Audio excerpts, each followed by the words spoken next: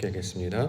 요나가 성읍에 나가서 그 성읍 동쪽에 앉아 거기서 자기를 위하여 초막을 짓고 그 성읍에 무슨 일이 일어나는가를 보려고 그늘 아래에 앉았더라. 아멘. 요나서 4장 1절부터 5절까지 본문입니다. 하나님을 내가 알았음이니이다. 하나님을 내가 알았음이니이다 라는 말씀의 제목입니다. 오늘 요나서 8번째 시간으로 말씀을 만나는데요. 자, 요나서 하나님의 사역이 어떻게 우리 안에, 우리 심령 안에 이루어지는가, 확장되는가를 나타난 내용으로 우리가 이 요나서 말씀을 보고 있습니다. 우리의 성질을 바꾸시는 것이죠. 자, 이렇게 바꾸시는 것. 그 이유는 결국 하나님이 어떤 분이신지를 우리에게 계시하셔서 하나님을 알게 하시려고 하는 하나님의 의도가 담겨져 있습니다. 이전에 우리는 하나님을 알지 못하는 상태였습니다. 나밖에 없었죠. 오직 나밖에 없었습니다. 그런데 이제 하나님이 어떤 분이신지를 알게 돼요. 그래서 그 하나님에 대한 지식과 그 하나님 주신 말씀을 가지고 하나님의 의도, 하나님의 계획을 알게 되는 자로 이렇게 바뀌게 되는 것입니다. 그것을 통해 하나님이 어떤 분이신지를 알게 되고 깨닫게 되므로 마침내 그를 바라고 소망하는 자로 바뀌게 되는 것이죠. 이것을 믿음 이렇게 이야기하기도 하고, 다른 말로 소망 이렇게 얘기하기도 하고, 다른 말로 사랑 이렇게 이야기합니다. 믿음, 소망, 사랑이라고 하는 구절도 우리가 잠시 살펴봤습니다만, 믿음은 믿습니다라고 하는 자기의 어떤 태도나 어떤 의지, 확신을 가리키는 말이 아니라 주의 말씀이 내게 그대로 이루어지게 되는 과정, 이것을 알게 될 때 이것을 믿음이 되었다라고 이야기하죠. 원래 우리는 욕망밖에 없었던 사람입니다. 내가 구하는 것은 다 자기 유익을 구하는 것밖에 없었죠. 그런데 하나님을 알게 되면 하나님을 구하는 자로 바뀌게 돼요. 그래서 이것을 소망 이렇게 이야기하는 거죠. 소망이라고 해서 내가 원하는 걸 다 바라고 구하는 걸 다 소망이라고 말하지 않고, 성경에서 말하는 소망은 하나님과 관련되어 있는 걸 가리키고 있는 말입니다. 그래서 하나님의 나라를, 하나님의 뜻을 구하는 자로 바뀌게 될 때 이것이 소망이 되었다라고 이야기합니다. 사랑이라고 하는 것은 감정적인 어떤 태도, 친절함, 어떤 애틋함, 그리움 이런 말을 가리키는 말이 아니라 하나님의 그 속성이 우리 안에 이제 임재하시는 거예요. 그래서 하나님께서 원하시는 그 마음이 내게 동일하게 이루어져서 우리가 하나님의 마음, 주의 마음을 가졌을 때 이걸 사랑이 되었다 이렇게 얘기한다는 거죠. 용어적으로 이렇게 표현을 하는 것입니다. 자, 하나님께서 주신 말씀이 내 안에 이루어질 것, 하나님께서 주신 마음이, 소망이, 뜻이 내 안에 이루어져서 그것을 바라게 되는 것. 그래서 하나님이 주시는 그 성전, 하나님이 거처한 성전이 바로 내가 되는 것. 그래서 믿음, 소망, 사랑, 고린도 전체에 나오는 그 내용은 바로 하나님의 일을 다루고 있는 내용이 되고 있습니다. 이처럼 하나님이 없었던 자가 하나님을 가진 자로, 하나님을 알지 못했던 자가 하나님을 아는 것으로 바뀌는 일을 누가 하시느냐? 하나님이 하신다. 이게 구원이다 이렇게 이야기하고 있는 거죠. 삶의 문제가 해결되는 게 아니에요. 우리는 가만히 있고 하나님 저 문제를 해결해 주세요. 보니까 내가 판단할 때 저건 나쁜 일입니다. 좋지 않습니다. 그래서 저걸 제거해 주세요. 마치 우리 동화에 나오는, 영화에 나오는 어떤 영웅이 갑자기 등장해서 적들을 물리치고 길을 막 평평하게 만들고 어려움을 당할 걸 막 구해내고 이런 걸 가리키고 있는 말이 아니고요. 지금 벌어지고 있는 일, 이미 하나님께서 계획하시고 실행하신 일이란 말이죠. 거기를 우리를 참여하게 하셨어요. 근데 문제는 우리가 이게 어떻게 진행이 될지 모르니까 불안해하는 거 아닙니까? 왜 이런 일이 일어나는지, 나의 배역은 무엇인지, 나는 여기서 어떤 일을 감당해야 될지 모르니까 두려워하고 불안해하고 원망하고 불평하는 자였다는 거죠. 그런데 전체적인 그 모든 것 가운데 감독되시는 하나님의 의도를 알았어요. 아, 이 메시지를 나타내려고 하는구나. 그 중에 나는 이런 배역을 맡았구나. 내가 하는 일은 바로 이것이구나. 그래서 이 모든 일들, 우리 모든 사람들을 다스려서 결국 하나님의 영광을 나타내시려고 하는 것이 하나님의 의도이구나 라는 것을 알게 되면 불안해하지도 아니하고 두려워하지도 아니하고, 비록 그 일이 작은 일이라 할지라도 우리가 충성을 다해 최선을 다해 열심으로 감당하게 되는 거죠. 결국 하나님의 이야기, 그걸 히스토리라고 이야기하잖아요. 역사라고 우리가 보통 번역하는데 그의 이야기를 이루실 때 우리가 참여하게 되는 겁니다. 그 얼마나 영광스러운 일입니까? 이전에는 그냥 지나가는 사람 1, 그래서 그냥 대충 했죠. 근데 그 지나가는 사람 1이 없으면 이야기가 안 되는 거예요. 그가 있어야 이게 드라마틱하게 되는 것이고, 그가 있어야 그 일이 일어나야 바로 하나님께서 이루실 일이 진행이 되게 하신다라는 거죠. 이처럼 하나님을 알지 못하는 자에게 하나님 찾아오셔서 마음 가운데 자신을 계시하시고 알려주심으로 이제 하나님이 하시는 일로 살아가게 하시는구나 라고 이야기를 주시는 말씀을 요나라고 하는 인물을 통해서 지금 설명하고 있는 것입니다. 그 이야기는 요나 시대 때만 벌어진 이야기가 아니라는 거죠. 창세기로부터 시작됐던 각종 인물과 사건과 배경이 다 같은 이야기를 다루고 있는 거 아닙니까? 그래서 그것이 메시지가 되는데 그 메시지가 지금 현실을 살아가고 있는 우리가 요나들이 되는 거잖아요. 내가 바로 요나죠. 왜냐하면 하나님께서 우리를 그렇게 점유해 가시고 그렇게 하나님 자신을 알려 가시고 하나님 것으로 채워지게 하여 주시기 때문입니다. 그래서 진리의 바다라는 곳에 우리를 던져 넣으시고 성전이라고 교회 가운데 보내셔서 말씀을 듣게 하심으로 소위 말하는 기도하는 자가 되게 하셨잖아요. 구하는 자가 되게 하셨다는 거예요. 이전에는 하나님께 구하지 않았습니다. 내가 내 뜻을 이루기 위해서 하나님을 필요로 했을 뿐이지 하나님을 구하지 않았어요. 근데 이게 잘못됐구나 하는 걸 알고 하나님을 구하는 자로 바뀌게 됐다는 거죠. 그래서 이제 그 완성이 일어나면 이걸 니느웨 이렇게 부르게 되는 것입니다. 자, 본문의 내용이 바로 이게 바로 하나님의 역사이군요를 가르쳐 주었기 때문에 요나가 이렇게 고백합니다. 하나님을 내가 알았습니다. 요나서 4장 2절 말씀 다시 한번 보겠습니다. 여호와께 기도하여 이르되 여호와여 내가 고국에 있을 때 이러하겠다고 말씀하지 아니하였나이까? 그러므로 내가 빨리 다스시러 도망하였사오니 주께서는 은혜로우시며 자비로우시며 노하기를 더디하시며 인애가 크시사 뜻을 돌이켜 재앙을 내리지 아니하시는 하나님이신 줄을 내가 알았음이니이다. 하나님이신 줄 내가 알았다. 어떤 하나님입니까? 뜻을 돌이켜 재앙을 내리지 아니하시는 하나님으로 알게 되었다라는 거죠. 뜻을 돌이키다 어제 말씀 살펴봤죠. 뜻을 돌이키다 마음을 바꾸다 이런 뜻이 아니라 원래 계획하신 뜻을 이루어 가시는 거예요. 그래서 다시 생각해내셔서 다시 그 일을 이루시겠다라는 거죠. 그래서 이것이 원래 속되는 신명기라는 뜻을 가지고 있다는 거죠. 말씀을 주셨어요. 근데 말씀을 이해하지 못하니까 모세를 통해서 그걸 설명을 해주시는 거죠. 이걸 신명기라고 부르지 않습니까? 마찬가지로 이 땅 가운데 율법을 주시고 성전을 주셨는데 우리가 깨닫지 못하니까 예수님께서 찾아오셨어요. 예수님께서 오셔서 말씀이 무슨 뜻인지 너희가 보고 있는 저 성전이 무엇을 가리키고 있는지를 해석해 주시고 번역해 주셨다는 거죠. 그것을 뜻을 돌이키다. 하나님의 뜻을 이루기 위해 자기 일을 감당하는 이야기를 지금 하고 있는 거예요.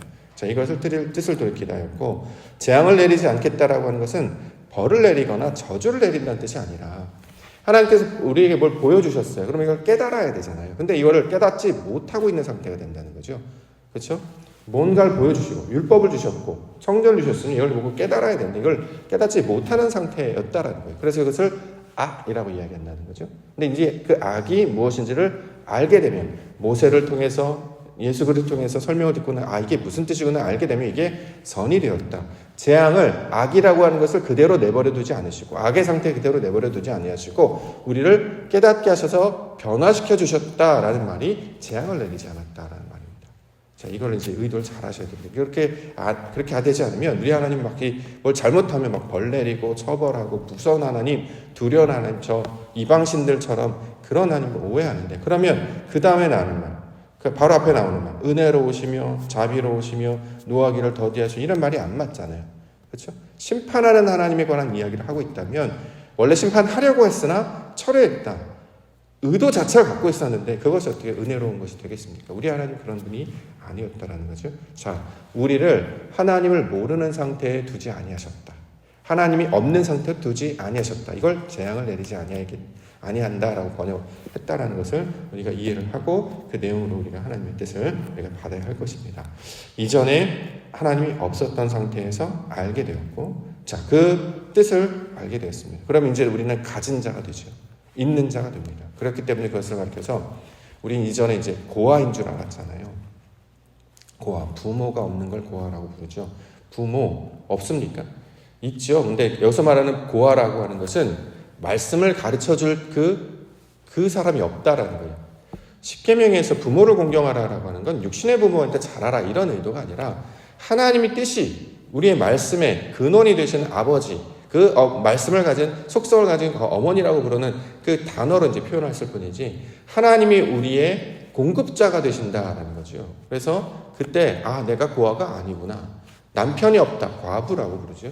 성경에서 남편은 무슨 뜻입니까? 우리가 지난 주일에 살펴봤던 것처럼 요한복음 4장에 나오는 남편은 우리가 생각하는 바깥 사람을 가리키는 말이 아니라 말씀을 가진 자였다는 거죠. 그래서 날편 5은 모세오경을 가리키는 말이었습니다. 근데 모세오경을 가지고 율법을 가지고도 이것을 통해 하나님의 뜻을 분별하지 못하는 거예요. 그렇기 때문에 우리에게 그걸 해석해 주시고 가르쳐 줄 대상이 필요하다는 거죠. 그래서 예수님이 찾아오셔서 이게 바로 그것이야 라고 이제 가르쳐 주는 것이죠. 그렇기 때문에 하나님의 뜻, 그 의도가 무엇인지를 알게 되었으므로 그가 말씀 안에서 참 예배자, 참으로 하나님께 아버지께 예배하는 자가 되었다라고 지금 이야기하고 있는 것입니다. 그렇기 때문에 이제 빛이 비치게 되어서 하나님이 나와 함께 하신다는 것을 깨달아 알게 되었다. 이것을 가지고 하나님을 내가 알았습니다. 그 이야기를 지금 하고 있다는 거죠. 우리 가운데 날마다 예배하게 하시는 것, 기도하게 하시는 것은 그 하나님이 함께 하심을 깨닫게 하시려고 알게 하시려고 늘 말씀으로 선포하고 있는 것입니다. 막연하게 느끼잖아요. 일반 계시, 태양이 떠오르고 아침이 되고 우리가 생명이 일어나는 것. 이제 막연하다라고 하는 거죠. 근데 성경은 그게 막연한 일이 아니고 자연 법칙이 아니고 하나님이 하시는 일이다. 우리가 작업 깨는 것, 안고 일어서는 것, 모든 판단들이 그분의 주권 가운데 있음을 다시 한번 확증하는 일이 된다라는 거죠. 내 안에 그것을 가지게 됐습니다. 그러면 그것이 얼마나 우리가 든든하게 합니까? 내가 뭔가 있다라는 그 기분, 묵직한 느낌. 그래서 이걸 성경에서 카보드라고 이야기하고 영광이란 말로 번역을 하기도 하죠. 자, 이 말씀을 가진 자로 살아갈 것을 가리키고 있는 말이 요나서의 전체적인 주제가 되고 있습니다. 그러므로 우리가 이 말씀을 붙잡고 오늘도 말씀을 듣고 기도하고 예배하는 것이 그 확증의 기회가 되는 거예요. 우리가 이제 단순히 이제 날마다 반복적 습관적으로 예배하는 것 같은데요. 이게 무엇이냐면 하나님이 나와 함께 하심을 몸으로 받아내는 하나의 그 어떤 확증의 사건이 되는 거죠. 여기 교회 꼭 나와야 하나님이 내게 있느냐? 이렇게 뭐 반발하실 수도 있잖아요. 근데 그게 아니라 우리가 이걸 받아내는 거죠. 우리의 의지, 하나님께 주신 자유의지로 그의 말씀을 담아내는 연습과 훈련을 통해서 있는 자로, 가진 자로, 누리는 자로 살게 됨을 선포하며 나아가는 것입니다. 그러므로 오늘도 신앙을 가지고 주께서 함께 하심을 기억하여서 말씀과 동행하시는 우리 믿음의 한 날 되기를 원합니다. 본문의 내용들 좀 살펴보도록 하겠습니다. 첫 번째 말씀, 요나가 싫어하고 성냈다 이렇게 기록하고 있는데요. 1절에 요나가 매우 싫어하고 성냈다. 이제 오해하기 쉬운 단어인데 요나가 싫어한답니다. 성을 냈답니다. 왜 그렇죠? 이 대상이 무엇입니까? 목적이 무엇입니까? 이제 이 내용을 전체적으로 이해를 못하면 이걸 하나님에 대해서 화냈다라는 우리 보통 이해를 해야 하는데 그런 의미가 되지 않겠죠. 왜냐하면 요나가 뭐라고 하나님께 싫어하고 성내게 되겠습니까? 원어를 살펴보면 이게 무슨 뜻이냐면 싫어하고 성냈다라는 말은 이제 요나가 하나님의 말씀을 받은 자로 바뀌었잖아요. 그래서 기도도 하고 변화된 상태란 말이죠. 그러면 어떤 일이 벌어지냐? 싫어하는 일, 성내는 일이 나타나는 거예요. 무엇에 관해서요? 자기에 관해서. 이게 자기 부인을 가리키고 있는 말입니다. 근데 이걸 마치 하나님께서 예를 들어서 니느웨를 가라 그랬는데 니느웨를 가지 않고 다시스로 도망갔다 그래서 화냈다. 나는 거기로 이방 족속들에 난 복음을 전하지 않겠다. 선지자가 있었는데 또는 어떤 하나님의 일을 감당하는 자가 있었는데 내가 하려고 하는 뜻, 하나님의 뜻을 거부하여서 도망가서 그 하나님의 뜻을 싫어하는 것처럼 이렇게 묘사를 해놓고 우리가 보통 그렇게 이해를 해왔는데요. 원문을 보시면 그런 뜻으로 설명한 것이 아닙니다. 왜냐하면 말씀이 변화가 되어서 하나님의 뜻을 알게 되면 가장 먼저 어떤 일이 벌어집니까? 자기 부인이 일어난다는 거죠. 자기 부인이 뭡니까? 나를 싫어하는 거예요. 내가 주인됐던 그 옛 모습, 옛사람, 내가 주인됐던 모습에 대해서 스스로 이게 말도 안 되는 일이었구나. 이걸 깨닫게 된다는 거죠. 그래서 이것을 싫어하다, 성내다 이렇게 묘사를 했습니다. 근데 번역하는 과정에서 뭔가 많이 생략되어 있다는 느낌 좀 드시지 않으세요? 그러니까 하나님을 어떻게 감히 싫어할 수 있을까요? 하나님 알지도 못했는데, 그렇죠? 이전에 하나님의 존재를 제대로 알지도 못해 어떻게 화를 낼 수 있을까? 그런 뜻으로 준 것이 아니다라는 거죠. 자, 이렇게 하나님을 만나고 나서 하나님을 깨닫게 돼서 빛을 비추어 진리를 깨닫고 나서 내가 아무것도 아니었음을 알게 돼서 자기 부인을 한 대표적인 사람이 바로 사도 바울 아니겠습니까? 사도 바울이 빌립보서 3장에 보면 이렇게 말하잖아요.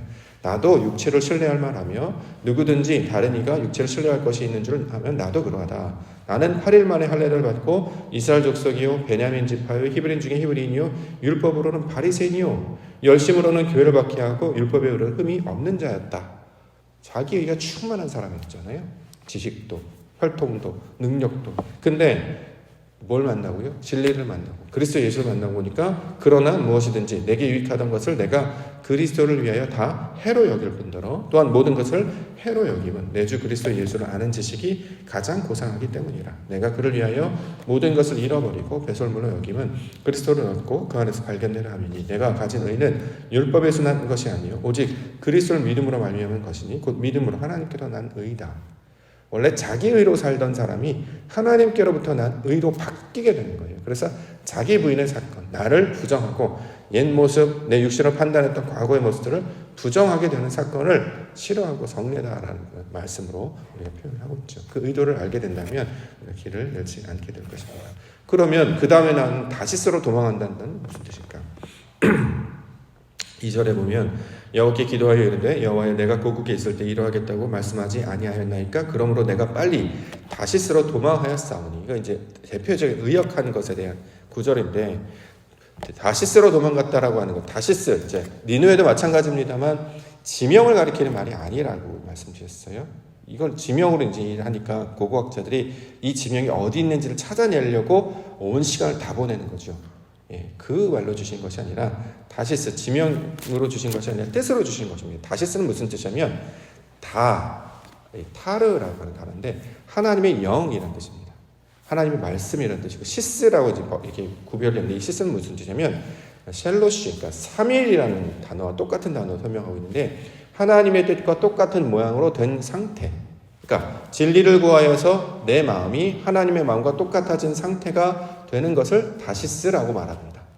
자, 도망하다라는 건 그걸 구하러 찾아가는 거예요. 자, 하나님께서 우리 가운데 나타나셔요. 그럼 우리를 어디로 인도하십니까? 진리의 길로 인도하신다는 거죠. 이전에는 욕망을 쫓아갔던 사람이 진리를 따라 나아가요. 거기가 어디입니까? 다시스라는 거예요. 그런데 다시스로 나아가다 보니까 뭘 만났습니까? 바다를 만났잖아요.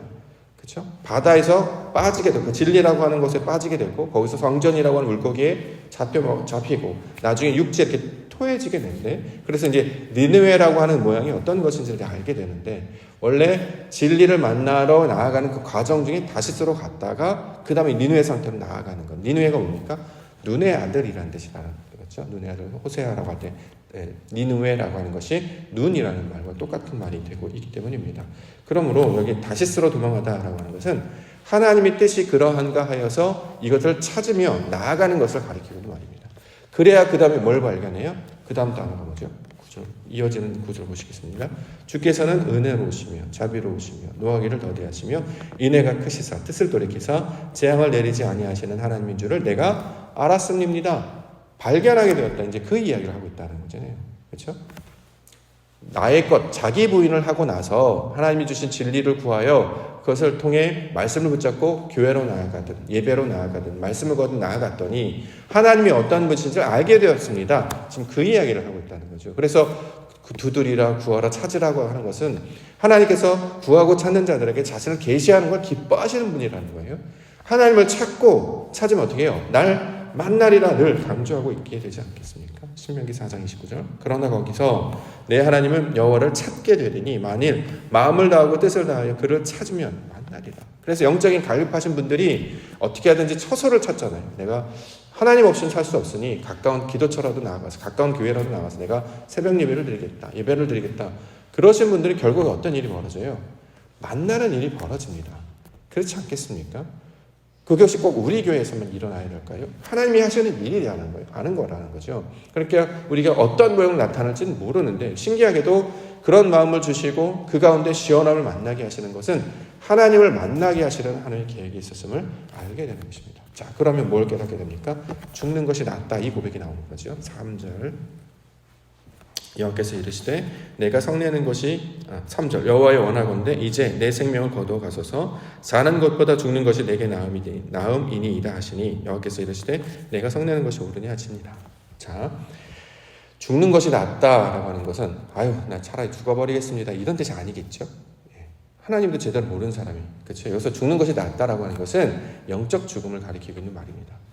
내가 자기 부인이 일어났잖아요. 그렇기 때문에 어떻게 해요? 십자가를 기꺼이 지겠다라는 고백이 나올 수밖에 없는 거죠. 나를 부정하고 나니까 십자가, 그 진리의 완성인 그 하나님의 말씀과 결합하여 나아가겠다.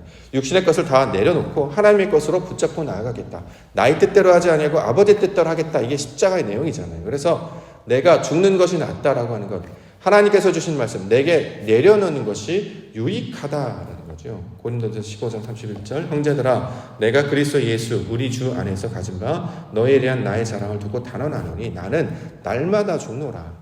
매일 죽어야 되는 거잖아요. 그렇죠? 그냥 죽음을 말한다면. 근데 여기서 사도 바울이 말하는 날마다 죽는다는 것은 내 것이 죽어진다는 뜻이잖아요.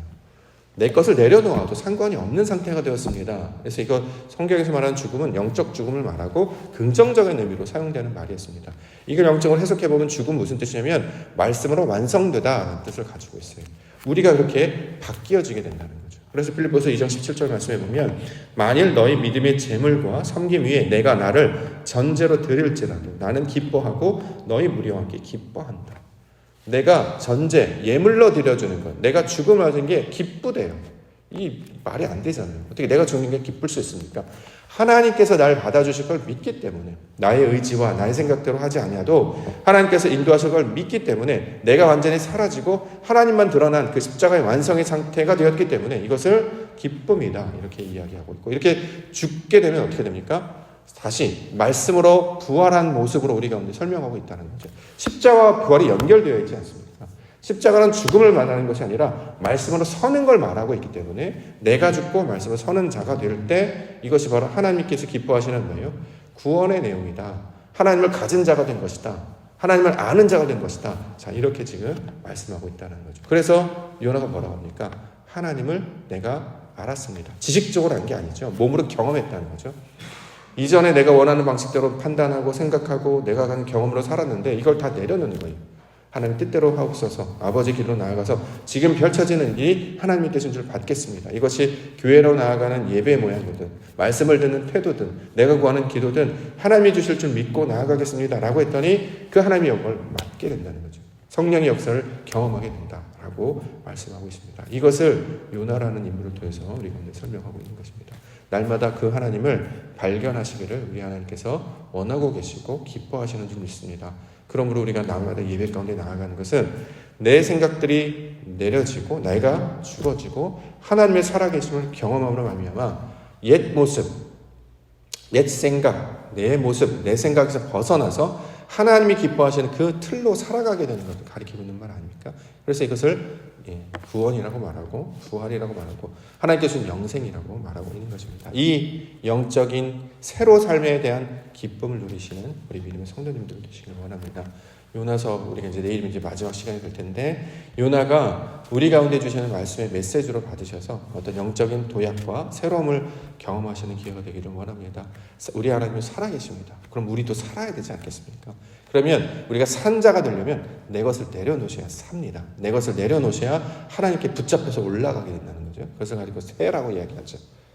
그의 날개, 성경의 날개는 성령을 가리키는 말인데 그의 날개로 우리를 붙잡아서 일으켜 안아서 올리실 것입니다. 그래서 내 모든 것들 하나님께 맡겨가는 이 과정을 통해서 다시 한번 하나님을 경험하시고 우리 말씀으로 진리로 거듭나는 은혜를 경험하시는 우리 믿음의 성도님들과 교회가 되기를 주의 이름으로 축원합니다.